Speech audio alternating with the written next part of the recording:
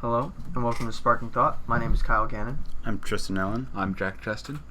And today we're going to be talking about the foreign policy, or what should be the foreign policy of the United States, and how that contrasts with what it does now. Foreign policy has been obviously, it always has been a huge issue when it comes to basically, foreign policy dictates the rise and fall of nations and therefore the ebb and flow of history. Therefore, it's still just as important today as it was in ancient Greece. This kind of term, foreign policy, gets thrown a lot in politics because it determines actions that change the United States in the same way that when we went to war in Vietnam or when we went to war in the Middle East, changed our country. And what dictates how we get what we want as a country, whether by means of diplomacy, by means of arms, or by espionage, how we succeed and achieve our goals as a country. And so today we're kind of as a group, we're going to be discussing and kind of exploring what route the United States should be following in terms of, what code essentially it should adhere to in terms of foreign policy. Of course, this is a very complex and difficult topic, so bear with us because there's no guarantee that we'll come to a conclusion that is any more revolutionary than anything else that's been thought up in the thousands and thousands of years that city-states and principalities and countries and nations have been around. But we're going to do our best. And you guys like to put out any opening remarks or any thoughts you have really outstanding on this topic? Yeah, I think, I wanted to speak about this sort of because America and imperialism has caused a lot of big problems, I think, in our world. And what's interesting to me is grappling about the question of, should we try to fix those problems that we've created, or should we let them go? I think history shows us that sometimes letting them go, or sometimes trying to fix them, is not the best course of action. But also letting them go is sort of morally a tricky issue. And so I just think it's interesting to grapple with it. But a lot of times I think money is involved in our decisions, and maybe that's a bad thing. Maybe political decisions where we don't feel like the leader in a country that we have sort of messed up is right. Maybe that's not time. Those aren't the times when we should go in. I think, mainly if we focus on humanitarian issues where people are at risk, people's lives are at risk, then maybe it's our responsibility as a country that is very fortunate to help out. Tristan, you have any thoughts? In my opinion, we should, as a country, try to stay out of things that we aren't directly involved in. And by that I mean, stay out of, like, the war in Vietnam, in my opinion, was pretty ridiculous. We kind of just went in and tried to, destroy, I guess, communism because, that we didn't agree with it. And I mean, they weren't committing any heinous, like, war crimes. They weren't, for instance, they weren't being like the Nazis and committing mass genocide, things like that. That wasn't happening. And I think if we're going to get involved, it has to be for something bad. Like, again, the Nazis committing mass genocide. Saddam Hussein, who was using chemical warfare against his own people. Like, atrocities like that should be addressed by us. But things that we aren't involved in, we shouldn't try to involve ourselves because we're not the world police. We're not, we're not America. What's that movie? America, World Police. Team America, World Police. Yeah, that's not us.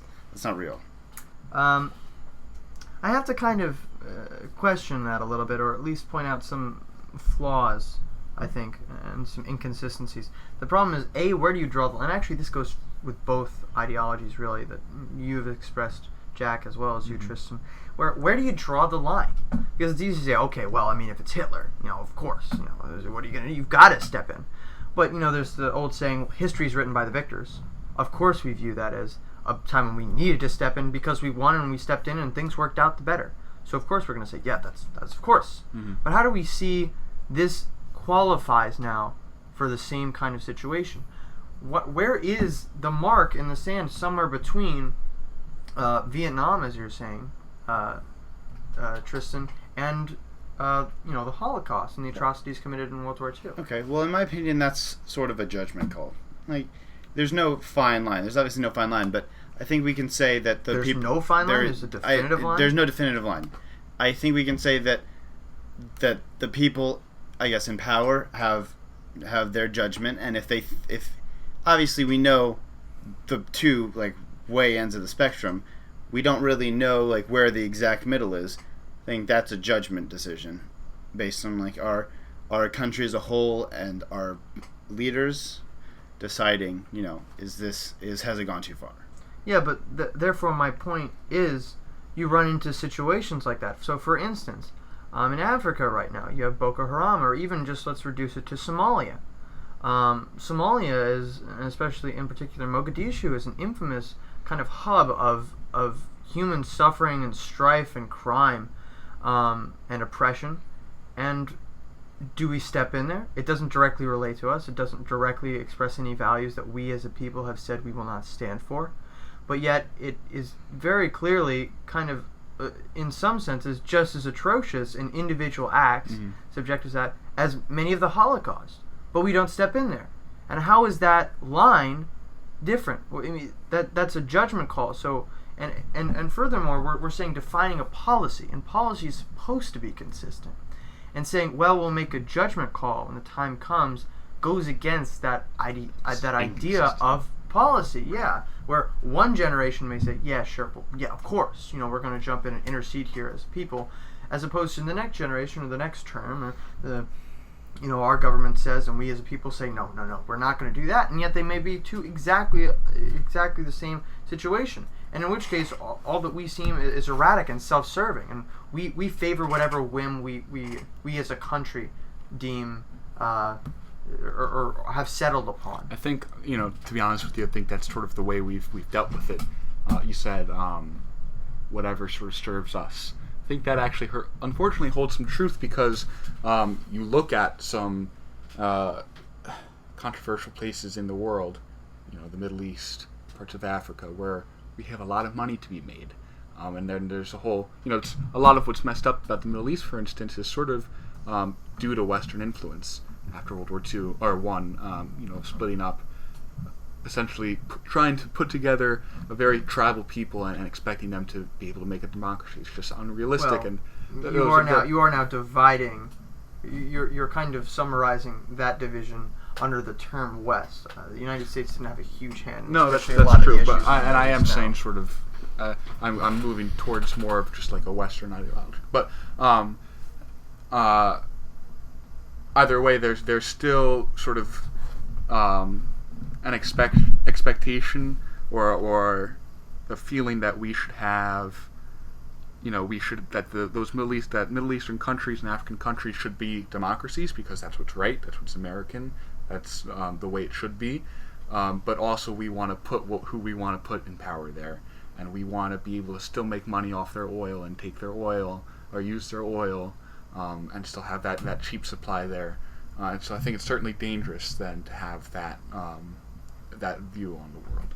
It's not, and that's really why I brought up the topic, is because it's not a good way to. It certainly creates a lot of stigma around America, I think, and the West. Yeah, well, it's certainly difficult, and this kind of the issue is, and this is the reason that I think when people say, "Oh, we're the world police," and they simplify it by saying, "Well, that's why we're bad. We need to keep our noses out of other people's problems and understand that other cultures are different," and then turn around on a dime and say, when human rights are being disregarded, that's when we jump in.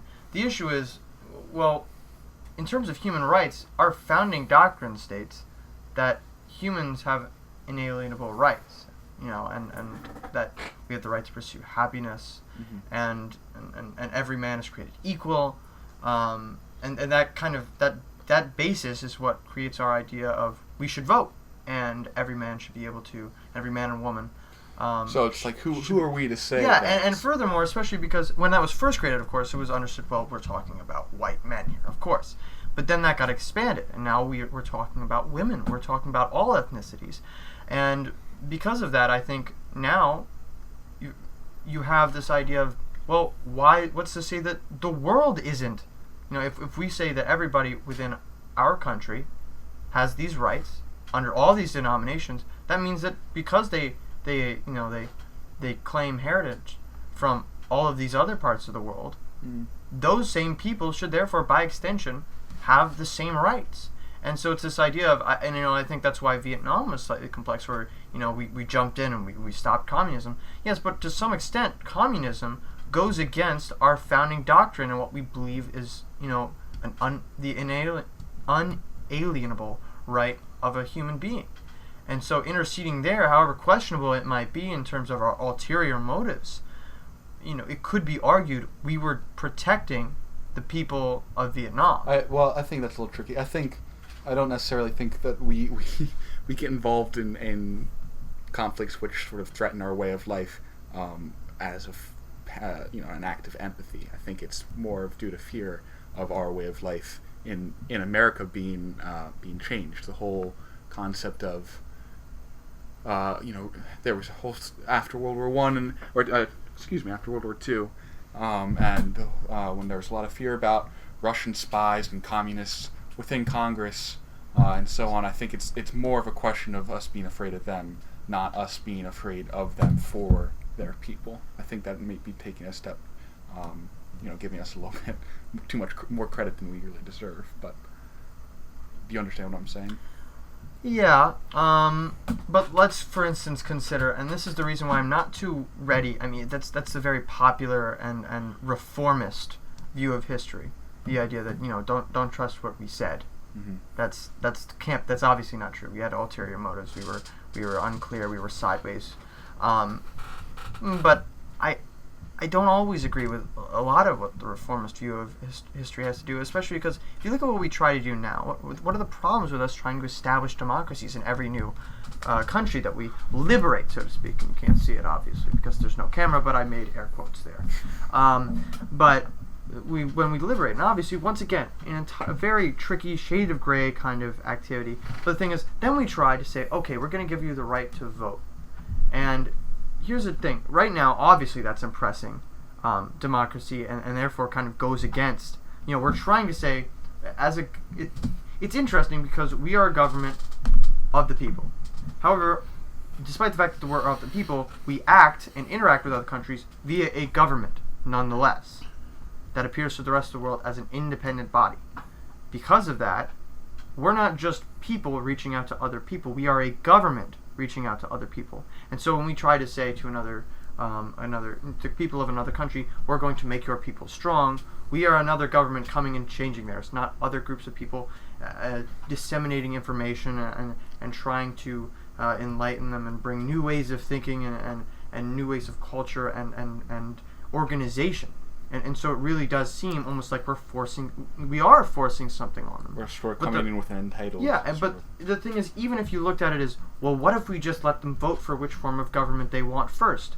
We're still forcing the idea of voting upon them. There's no good way to do it. However, if we simply say, well, we're not going to change that, then we're saying that outside of our borders, we don't care how people are treated and what form of government they're related under. So basically, until you come within our borders, we don't really believe that all men are created equal and all men have these maybe it's not that rights. We really don't really believe, but maybe it's more of a question of we can't afford to treat them the same as American citizens, give them the same rights. And that sounds a little weird. That sounds incredibly dark, actually, but it's the whole concept that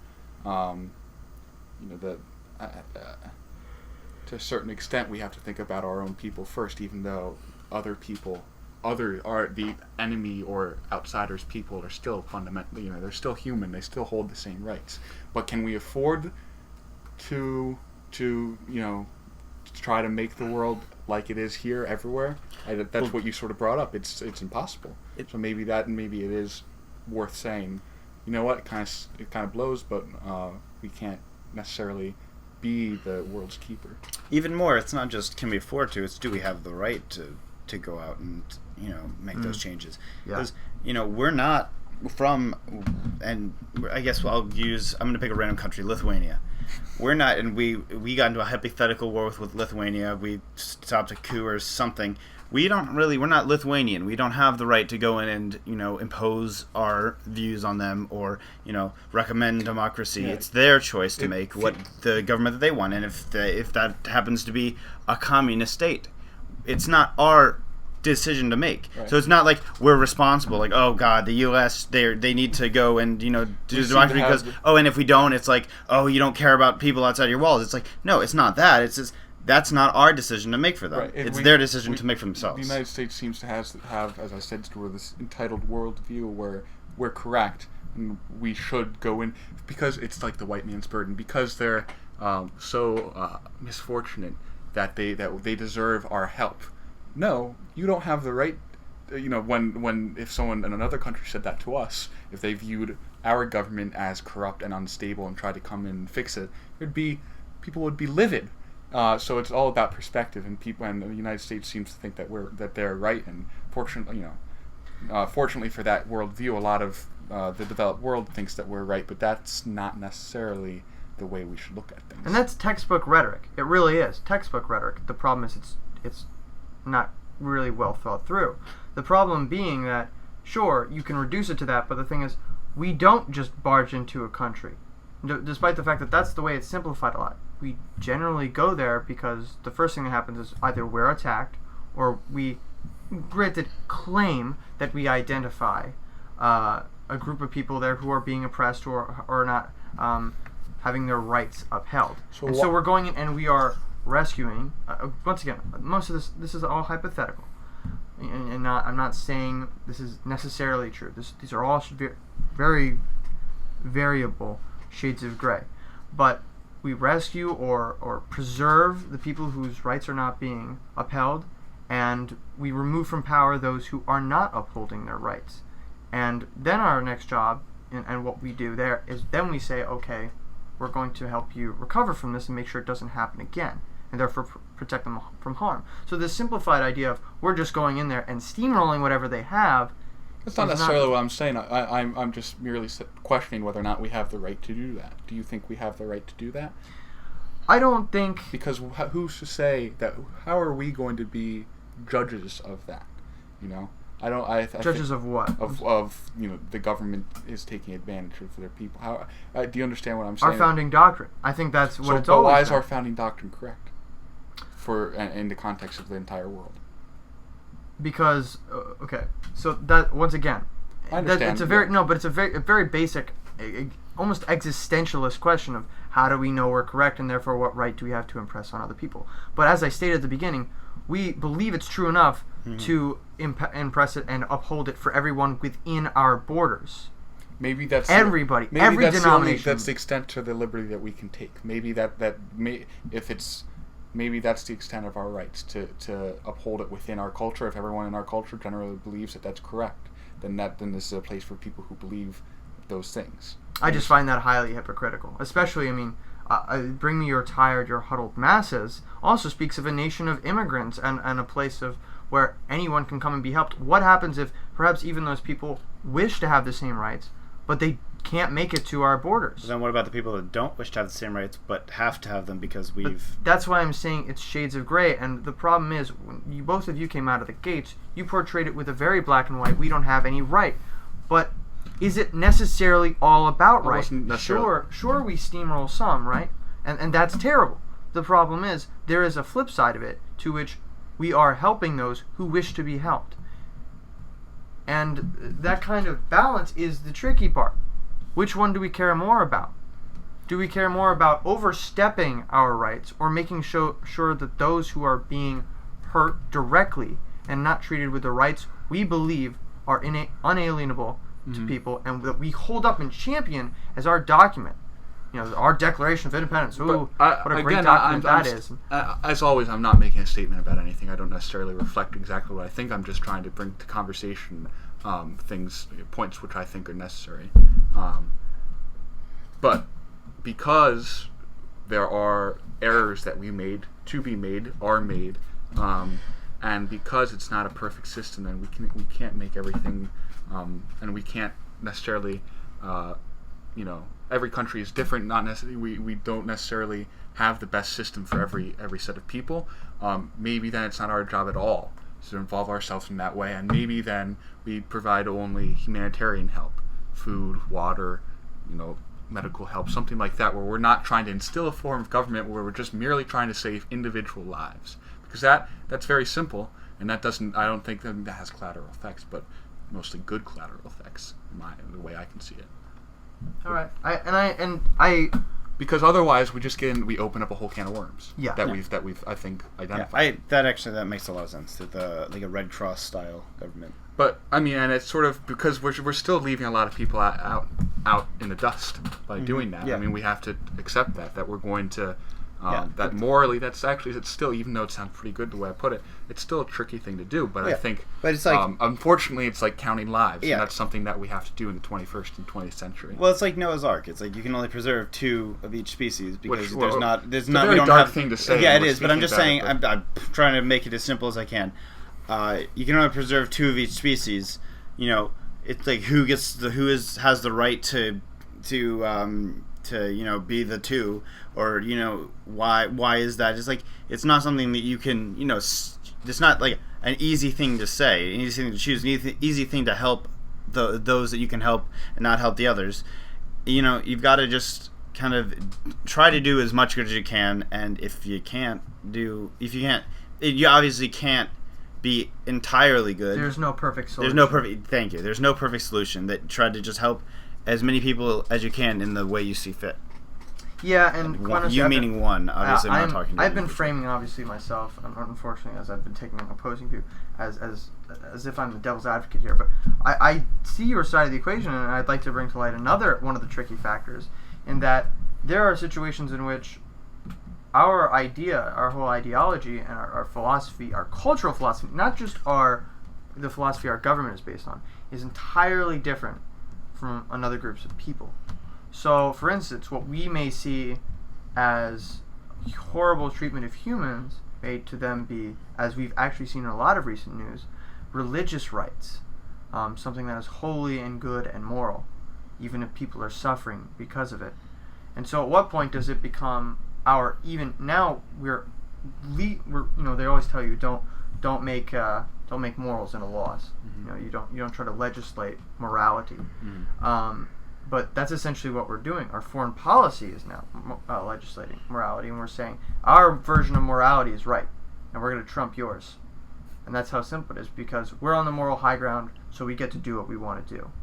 And of course, it conflicts, but it is still a very, I keep saying this, but it really is difficult, because as both of you have stated now many times, and I myself have, you run into the problem of you can't roll over what other people have as an opportunity to make their own people, and you can't invade essentially their political autonomy. Mm-hmm. But at the same time, you can't give up on them, and you can't say, well, you're outside of our borders, so you're not our people. And that kind of isolation develops an extremely tense and a very bad, sort of hard, perception of America, which seems to go against everything we stand for. Mm-hmm. We seem to be spouting one agenda and performing another. Right. And furthermore, the issue with, I think, just providing aid is the real reason, and this always gets overlooked and kind of oversimplified, is we set up a new government because we are trying to prevent it from happening again. Yeah. And that's true. As for all its failures and all the times we failed, we are legitimately trying to make sure that in the future we spare lives. We are in a way, good intentions. Counting lives, as you put it. We are in a way doing the utilitarian thing. Yeah. And but the difficult thing is, if you only provide the humanitarian aid, you are doing nothing to prevent it. In fact, we have had so many, especially in the case of Africa, a lot of countries in Africa, providing humanitarian aid,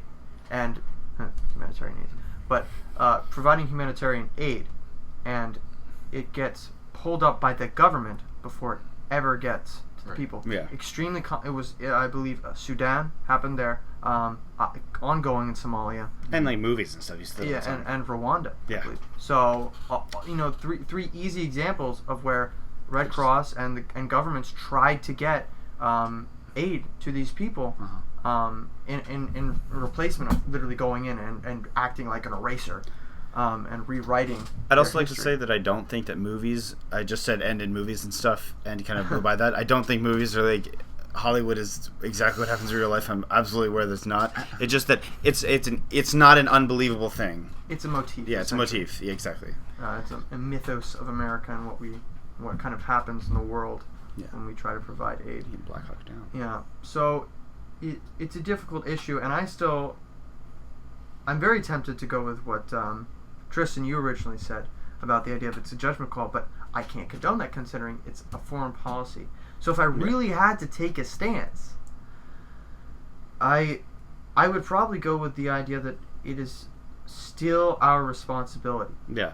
To go to these countries and to we set out a very clear and to coordinate with as many countries as we can in the form of the UN, where a lot of people say the UN is completely useless, but I believe it has its function in agreeing upon what as a world we can say you don't step over these lines. Necessarily make the perception that America is doing. Yes, that's a little less dangerous. And, but even if we are acting as America, as long as we are saying no, you stepped over the lines that all countries said.